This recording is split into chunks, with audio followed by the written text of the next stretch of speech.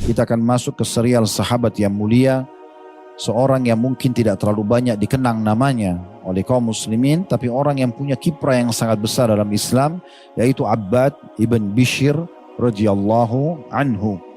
Sahabat ini salah satu sahabat yang karena ketauhidannya kepada Allah, yang karena komitmennya berpegang pada sunnah-sunnah Nabi SAW, beliau istiqamah sekali masuk Islam. Beliau istiqamah, beliau dalami Al-Quran dengan sangat serius sampai menghafalnya dan dikenal sebagai ahli Al-Quran.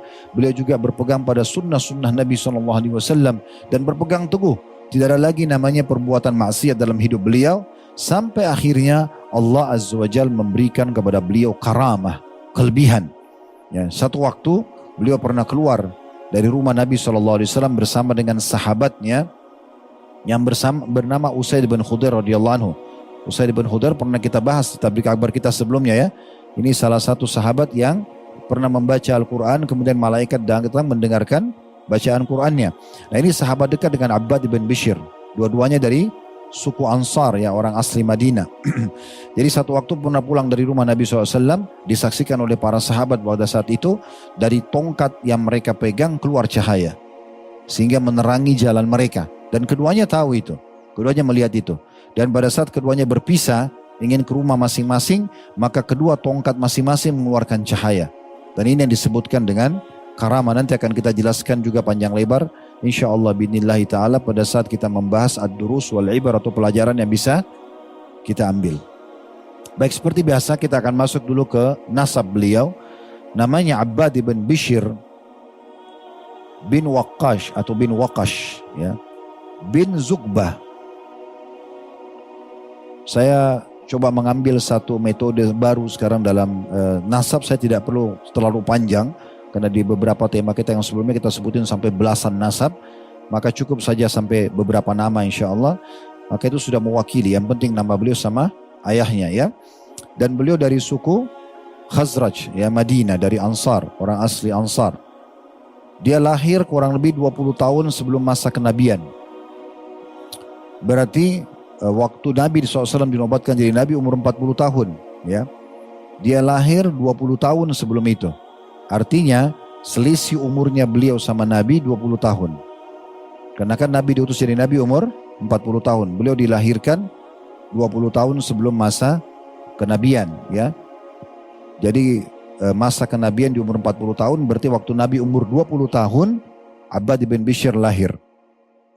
Kalau dalam Masehi disebutkan oleh sebagian ahli sejarah di tahun 591 Masehi, dan beliau wafat di tahun 12 Hijriah. Ya, 12 Hijriah berarti ini masa kerajaannya Umar radhiyallahu anhu, karena Umar berkuasa dari tahun di masa kerajaannya Abu Bakar ya, karena beliau meninggal di Yamamah, kemudian di perang melawan Musailamah al-Kadzdzab, nanti kita jelaskan insyaallah, di akhir kerajaannya Abu Bakar. Maaf tadi saya keliru, Umar 13 sampai 23.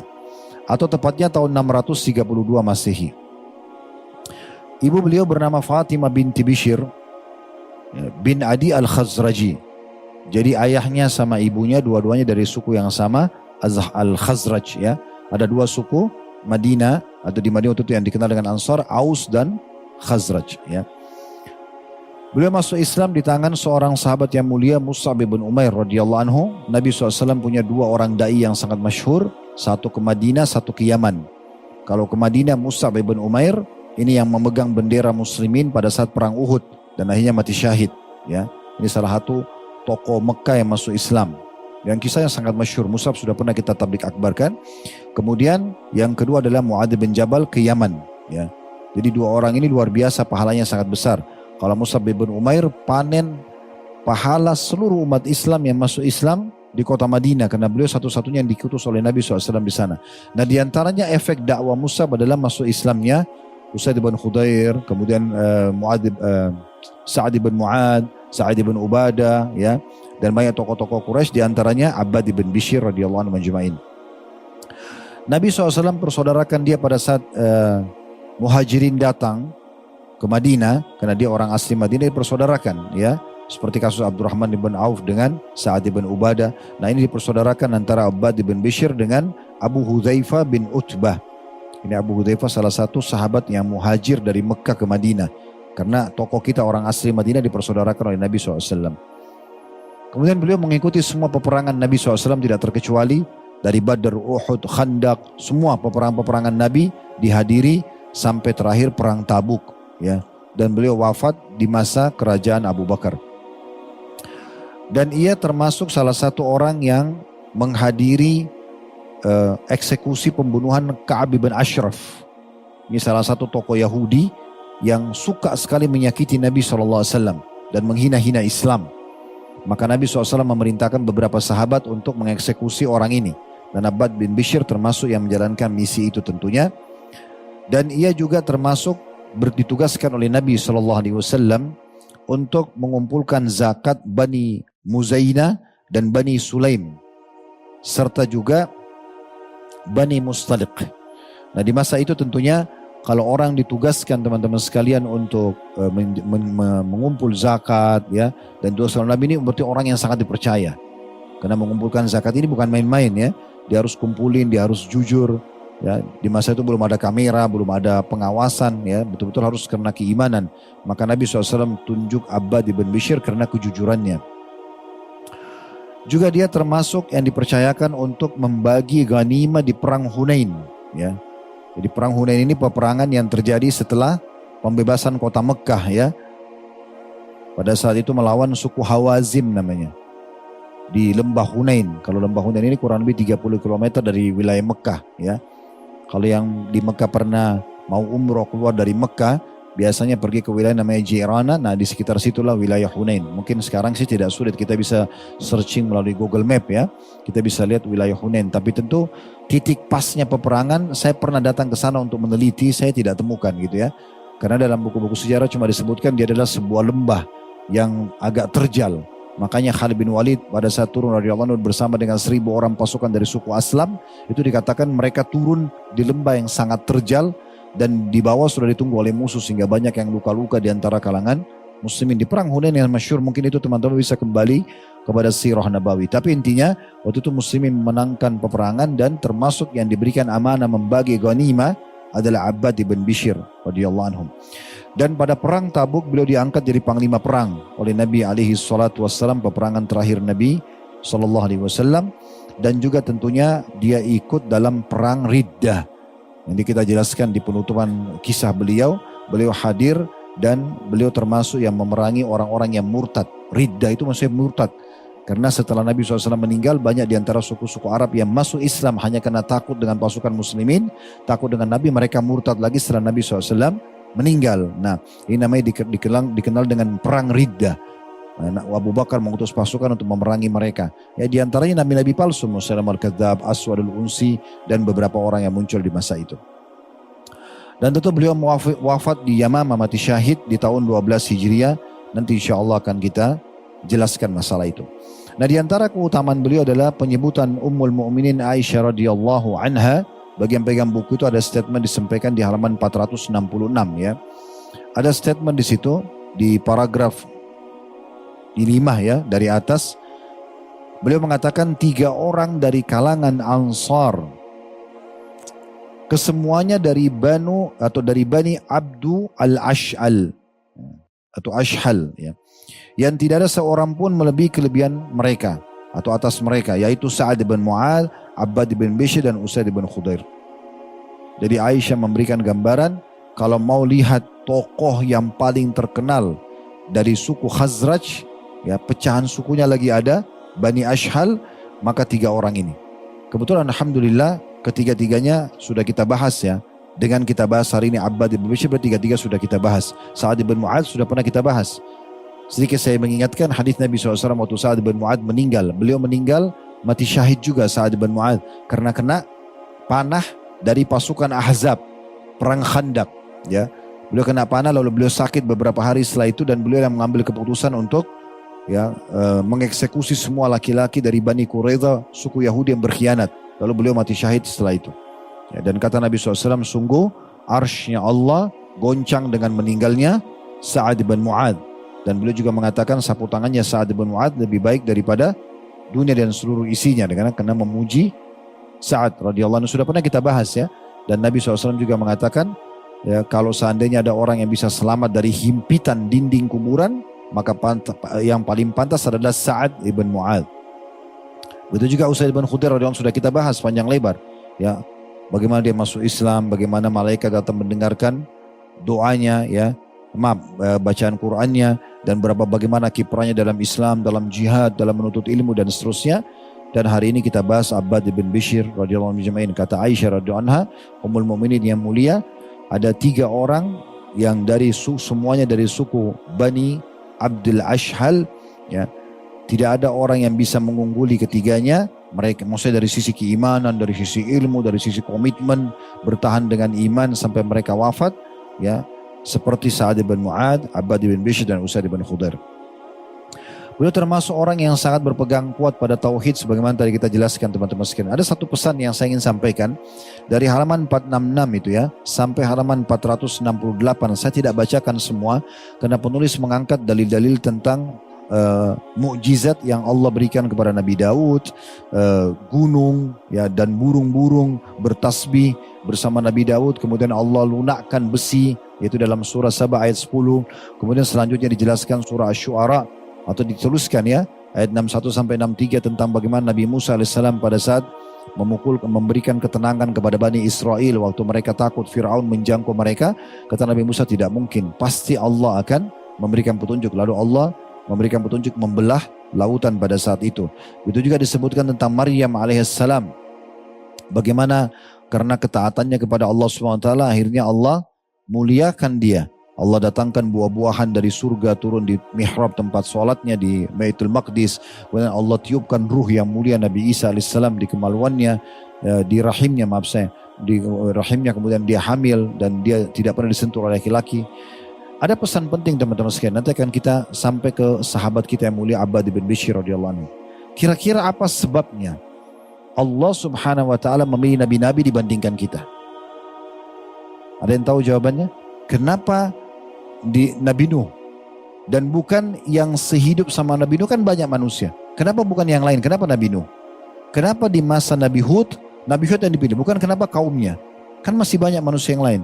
Kenapa di masa Nabi Musa? Kenapa Nabi Musa? Kenapa bukan yang lain dari Bani Israel? Begitu juga di masa Nabi Muhammad SAW. Kenapa Nabi Muhammad SAW? Kenapa bukan orang lain dari Quraisy? Ini ada satu pertanyaan penting untuk kita jawab teman-teman sekalian. Kenapa mereka yang Allah pilih menjadi nabi? Mungkin ada yang bilang begini, kan Allah pilih semaunya Allah. Betul. Itu kalau kita bicara sederhananya, ya. Ya sudah, Allah pilih sesuai dengan Allah inginkan, kita imani. Baik, betul. Tapi ada jawaban yang memberikan ketenangan agar pikiran kita, dan kita boleh bertanya. Bukankah Nabi Ibrahim alaihissalam pada saat mengatakan kepada Allah, "Arini kaifa tuhil mauta." Ya Allah, perlihatkan kepadaku bagaimana engkau menghidupkan yang sudah mati. Lalu Allah mengatakan, "Awalam tu'min?" Bukan kau sudah beriman? Apa kata Nabi Ibrahim AS? "Bala, walakin liyatma'inna qalbi." Betul, tapi supaya hatiku lebih tenang. Nabi Ibrahim sudah beriman sama Allah, tapi tetap minta agar diperlihatkan satu hal yang membuat lebih tenang lagi hatinya dengan keimanannya. Nah seperti itu. Jawabannya sederhana teman-teman sekalian. Karena mereka adalah orang yang paling bersih hatinya dan pikirannya dalam bertauhid kepada Allah SWT. Makanya kata Abdullah bin Mas'ud radhiyallahu anhu, Allah melirik hati semua manusia, lalu Allah dapatkan hati Nabi Muhammad SAW adalah hati yang paling bersih dalam bertauhid kepada Allah SWT. Maka Allah pilih beliau menjadi nabinya. Lalu Allah melirik hati semua para sahabatnya, ditemukan hati yang paling bersih setelah hati Nabi Muhammad SAW, maka dijadikan sebagai sahabat-sahabatnya. Ini sekaligus menjawab kenapa kita nggak jadi sahabat Nabi ya? Karena kita lebih pantas hidup di masa sekarang. Untuk level iman kita dan hati kita belum cukup untuk kita hidup di masa itu. Ya, ini sering saya kasih contoh. Bayangkan teman-teman kalau kita hidup di fase Mekah dulu. Nggak ada lampu, nggak ada ilmu kayak sekarang. Belum ada Al-Quran, masih baru berapa ayat yang turun. Ya, rumah masih baru dari tanah liat. Antum bayangkan kalau antum hidup di masa itu sekarang. Ya, kita kalau hidup kita kembali ke situ. Kemudian ada orang tidak bisa baca, nggak bisa tulis, ngaku nabi, yang beriman masuk surga, yang kafir masuk neraka. Kira-kira antum jadi Abu Bakar atau Abu Jahal? Hehehe, ini berarti jawabannya sudah tahu ya. Masya Allah. Coba bayangkan, tidak mudah orang beriman di saat itu kan. Sekarang saja Al-Quran sudah lengkap, ada terjemahannya, ada tafsirnya, banyak ulama yang menjelaskan, masih banyak orang yang lalai. Masih banyak orang yang kafir, apalagi di masa itu. Jadi Allah Azza wa Jalla memilih orang sesuai dengan kebersihan hatinya. Pertanyaan sederhana selanjutnya, apakah saya juga bisa memiliki posisi yang tinggi di sisi Allah SWT walaupun kita bukan Nabi? Anggaplah kita tidak bisa masuk ke level Nabi, memang sudah ditutup dengan Nabi SAW. Baik level sahabat juga nggak mungkin, karena yang hidup sama sahabat definisinya ada. Yang hidup yang jadi sahabat definisinya ada. Yang hidup bersama Nabi, ketemu dengan Nabi ya, bukan hidup bersama Nabi. Bertemu dengan Nabi walaupun sesaat, beriman pada beliau dan meninggal dalam keadaan iman tersebut, baru dikatakan sahabat. Uwais Al-Qarni terkenal, kata Nabi SAW, afdal tabi'in Uwais. Tabi'in yang paling afdal adalah Uwais, gitu kan, Al-Qarni. Kenapa dikatakan dia tabi'in? Kenapa bukan sahabat? Dia hidup semasa Nabi. Karena nggak pernah lihat Nabi secara fisik. Berarti kan definisi sahabat sangat terbatas. Kita nggak bisa jadi sahabat. Baik, bisa nggak saya menjadi wali-wali Allah, orang yang dekat sama Allah? Bisa. Bagaimana antum membersihkan hati dan pikiran antum dalam bertauhid kepada Allah? Nggak boleh ragu. Apa yang Allah dan Rasulnya janjikan, benar. Gak ada keraguan. Udah selesai. Disuruh sholat. Keutamanya itu, oh ya, itu keutamaan saya terima. Ini haram, gak boleh kerjakan. Udah, ada hikmah, gak ada hikmah, tetap ditinggalkan. Nah seperti itu. Makin murni itu makin bagus. Dan bisa di saat antum makin menjaga konsistensi keimanan itu, akan datang namanya karamah. Ya, karamah ini istilah bagi orang-orang yang soleh selain nabi-nabi. Kalau nabi-nabi namanya mukjizat. Ya, nah itulah sebabnya kenapa di toko kita ini Abbad ibn Bishr tadi saya sempat ceritakan, sempat keluar cahaya dari tongkatnya. Itu disebabkan kenapa? Di sini penulis berikan gambaran, dituliskan subjudul khusus, yaitu ya kebersihan tauhid. Jadi bagaimana dia betul-betul sangat kuat keimanannya kepada Allah Subhanahu wa taala. Saya bacakan riwayatnya, ada di halaman 468. Ada footnote nomor 2 di situ ya. Ini diriwayatkan oleh Imam Bukhari secara muallak ya. Dan Ibnu Hajar menyebutkan dalam Fathul Bari ya, mengatakan bahwasanya sanadnya dinyatakan bersambung oleh Abu Ya'la dan seterusnya sampai Ummumin Aisyah radhiyallahu anha. Diriwayatkan dari Anas bahwa Usaid bin Khudair dan Abbad bin Bishr radhiyallahu anhu berada di sisi Rasulullah sallallahu alaihi wasallam pada suatu malam yang gelap gulita. Tak kala keduanya keluar dari sisi beliau, salah satu tongkat dari mereka berdua bercahaya. Maka keduanya berjalan di bawah cahaya tersebut. Tak kala keduanya berpencar, maka tongkat milik salah seorang dari keduanya bercahaya dan tongkat milik yang lainnya juga bercahaya. Jadi bisa jadi kayak lampu, kayak senter ya. Seperti itu kurang lebih gambarannya. Nanti kita lebih jelas panjang lebar jelaskan tentang masalah itu di Durus wal Ibar. Tapi kita masih tentang pelajaran yang bisa kita ambil masalah karamah ya. Dalil-dalilnya tentang karamah ya, itu akan kita jelaskan insya Allah nanti di sesi kita yang selanjutnya. Tapi kita masih sebutkan dulu tentang kelebihan yang diberikan oleh Allah Subhanahu wa taala untuk tokoh kita ini. Tentu tidak semua orang sama karamahnya. Ya, tidak semua orang sama karamahnya. Ada orang yang seperti ini, ada mungkin keluar cahaya, ada mungkin orang yang indah, itu macam-macam ya.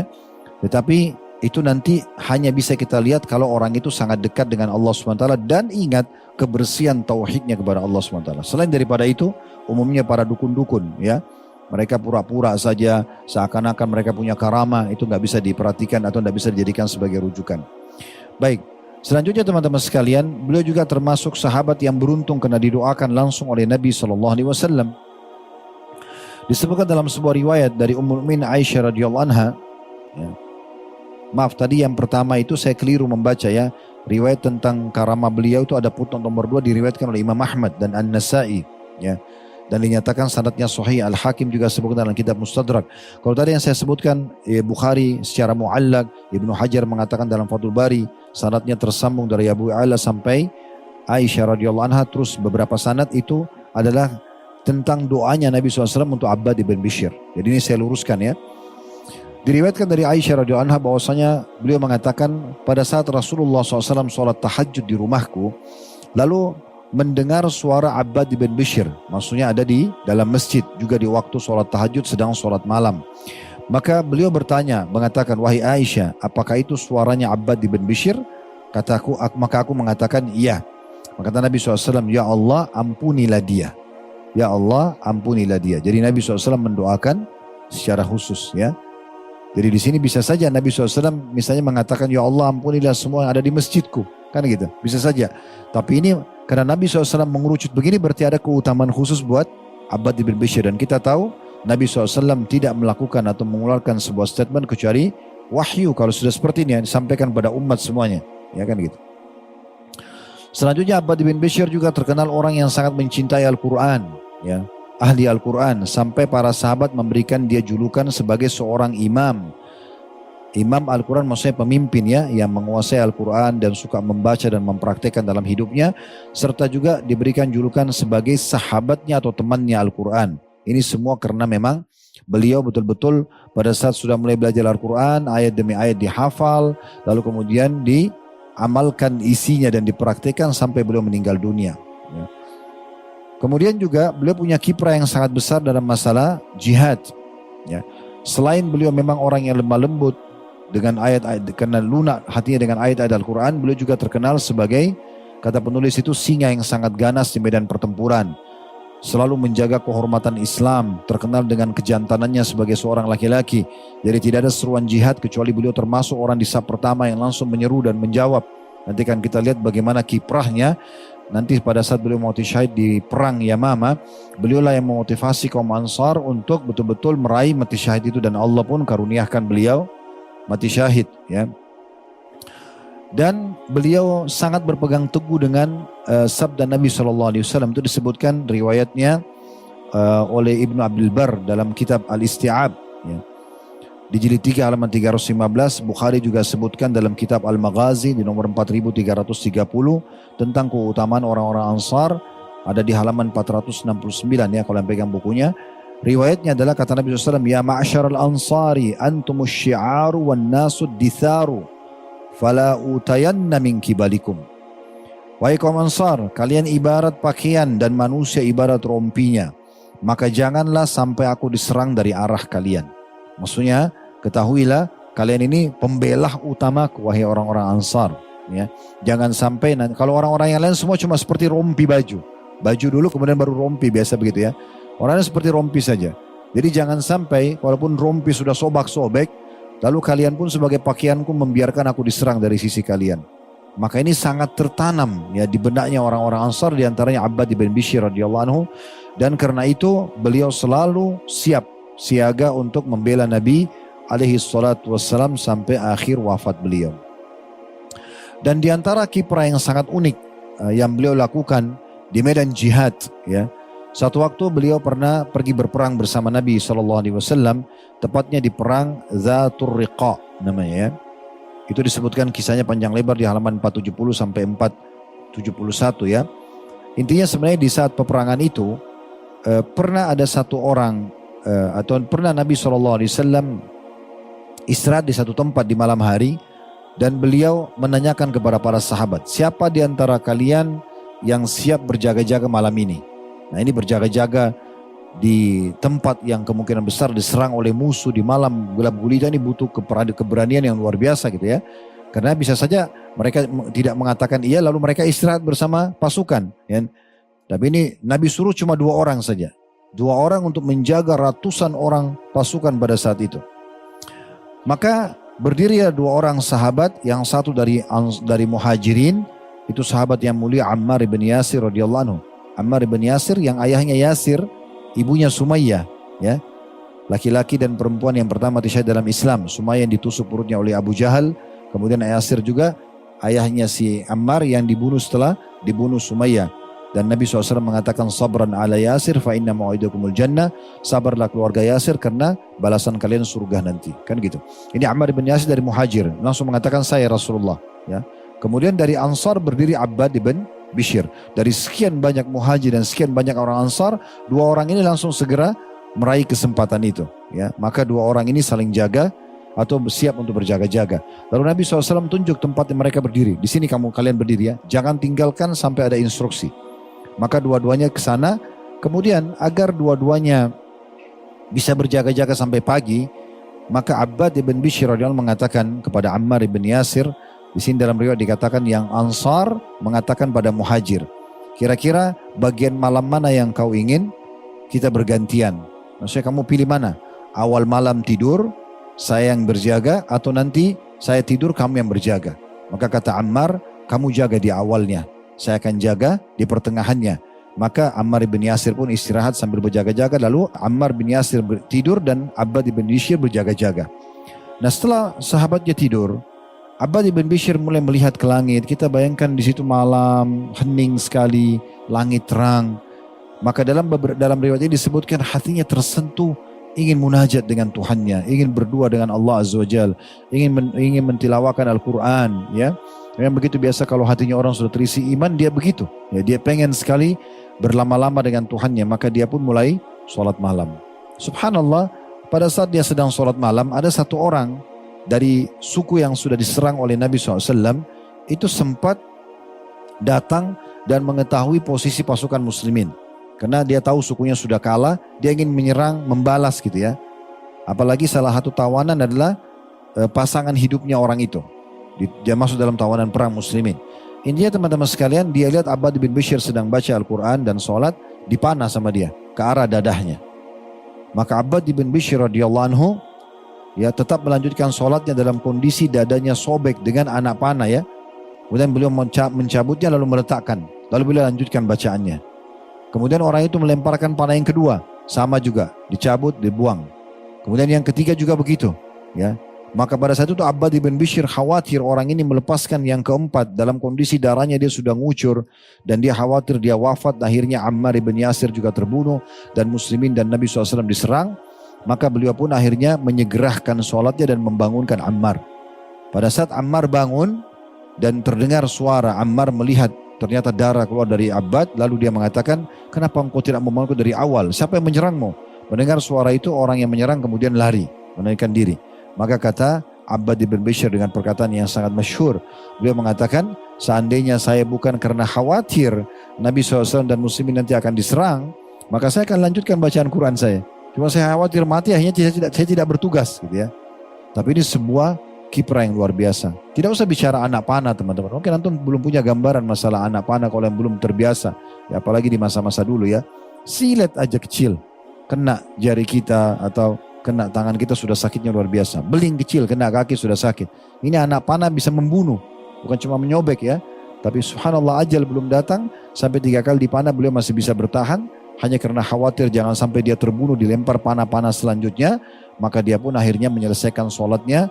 Kemudian dia pun membangunkan temannya. Kemudian sebagai penutup dalam kisah beliau di buku ini disebutkan saatnya untuk berpergi atau untuk pergi ya. Karena di sini setelah Nabi SAW meninggal diceritakan bahwasanya beliau telah menimba ilmu dan iman yang sangat banyak dari Nabi SAW sehingga tertanam dalam hatinya ilmu dan iman tersebut. Dan beliau terus semangat menyebarkan Islam dan juga berjihad. Di antaranya adalah beliau mengikuti pasukan Abu Bakar dalam perang Riddah, sebagaimana sudah kita jelaskan ya. Karena setelah Nabi SAW menang pulang dari perang Tabuk, peperangan terakhir Nabi SAW setelah ya atau di akhir hidup beliau, maka banyak di antara suku-suku Arab ketakutan karena tersebar berita kalau Romawi saja, Heraklius pada saat itu raja dianggap terkuat menguasai setengah dunia setelah Persia, itu takut menghadapi Nabi, berarti bagaimana dengan suku-suku Arab yang lain? Maka banyak di antaranya mereka masuk Islam hanya karena takut saja. Ya. Akhirnya setelah Nabi SAW meninggal, mereka anggap Islam juga sudah hilang dengan meninggalnya Nabi, nggak ada lagi yang lanjutkan perjuangannya, maka mereka iklankan murtad. Ya. Terlebih lagi Musailamah al-Kadzab. Musailamah ini memang waktu sukunya, suku Hanif, datang ke Madinah dan mereka menyatakan masuk Islam di tangan Nabi SAW. Dia sendirian saja, tidak ikut syahadat. Dia sendirian tidak ikut syahadat. Lalu dia bersandar di dinding masjid Nabi SAW sambil mengatakan waktu ditanya, kenapa kau tidak masuk Islam oleh teman-teman sukunya? Dia mengatakan kalau Muhammad akan memberikan kepadaku kekuasaan setelah dia meninggal, maka aku akan masuk Islam. Dan Nabi SAW mendengar. Maka Nabi SAW keluar sambil mengatakan, demi Allah aku tidak akan memberikan kepadamu ini karena Allah memberikan kepada siapapun. Lalu Nabi SAW memberikan isyarat, dari orang ini nanti akan ada masalah besar ya, yang akan lahir. Ternyata betul, dia pulang ke sukunya, lalu kemudian dia mengaku sebagai Nabi. Dan itu dia iklankan di akhir-akhir hidupnya Nabi SAW. Dan Nabi tidak sempat memeranginya karena beliau sakit keras. kemudian akhirnya diperangi oleh Abu Bakar. Nah, peperangan yang sangat masyhur itu dikenal dengan peperangan wilayah Yamamah, ya, di mana Abu Bakar mengutus pasukan dipimpin oleh Khalid bin Walid pada saat itu, kemudian ingin memerangi Musailamah al-Kadzdzab, dan di saat itu memang pasukan Musailamah al-Kadzdzab banyak sekali. Waktu selesai fitnahnya, kita coba majukan dulu cerita kita, nanti baru saya kembali lagi. Waktu selesai terbunuhnya Musailamah al-Kadzdzab, maka sebagian pengikutnya taubat, masuk Islam lagi, gitu kan? Lalu ditanya oleh beberapa sahabat Nabi, kenapa kalian dulu menjadi pengikutnya Musailamah? Ada apa? Apakah betul dia seorang nabi? Ya. Maka mereka mengatakan tidak. Kami pun tahu dia bukan nabi, tapi kami mengikutinya hanya karena fanatisme kesukuan. Hanya karena dia dari suku kami bangga. Maka hanya karena itu saja. Dan akhirnya kami menyadari itu salah setelah dia terbunuh, maka kami pun akhirnya kembali kepada Islam. Ya, ini berarti menandakan memang teman-teman sekalian hati-hati ya. Karena fitnah ucapan orang, ajakan orang lain itu bahaya sekali. Kadang-kadang kita hanya karena fanatisme saja. Atau kena rasis, hanya menganggap satu negara, satu suku atau keluarga kita membelanya walaupun salah. Padahal tidak boleh seperti itu ya. Dalam Islam tidak ada hal-hal yang seperti ini. Siapa yang salah, salah. Makanya Nabi SAW mengatakan kepada umat Islam di masa itu, "Lau kanat Fatimah binti Muhammad sarakat lakata'tu yadaha." Kalau seandainya Fatimah anaknya Muhammad SAW mencuri, aku akan potong tangannya. Supaya menegakkan kebenaran dan keadilan di tengah-tengah umat manusia. Ringkas cerita teman-teman sekalian, diceritakan dalam riwayat bagaimana kiprahnya pada saat perang Yamamah itu, disebutkan di halaman 472 ya, sampai penutupan. Diriwayatkan dari Abu Sa'id al-Khudri radhiyallahu anhu, ia berkata, aku mendengarkan Abbad bin Bishr radhiyallahu anhu berkata, wahai Abu Sa'id, semalam aku melihat seakan langit telah dibuka untukku, kemudian menutupiku. Itu insya Allah adalah mati syahid. Sampai sini dulu kita bahas ya, nanti saya lanjutkan riwayatnya. Kalau ada dinukil dari para sahabat seperti ini teman-teman sekalian, ini bisa masuk dalam makna ta'wil mimpi. Karena sudah dinukil dari orang-orang yang terkenal, terpercaya dan hidup bersama Nabi SAW.